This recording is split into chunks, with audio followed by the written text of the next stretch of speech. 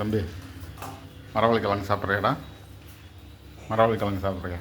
வா மேலே போய் சாப்பிட்லாம். வா மேலே நட. வா மேலே போல. வா மேலே போய்க்கல. வா வா வா வா அப்படியே தலை செய்விட்டு இருந்தல. வா நீ விளையின போர். நான் மேலே போய் சாப்பிட்றேன். கிழங்கு மேலே போய் சாப்பிட்றேன். வர்றதுன்னா வா.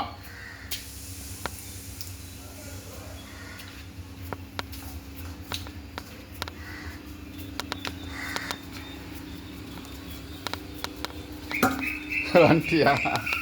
பின்னாடியே வந்துட்டியா? வா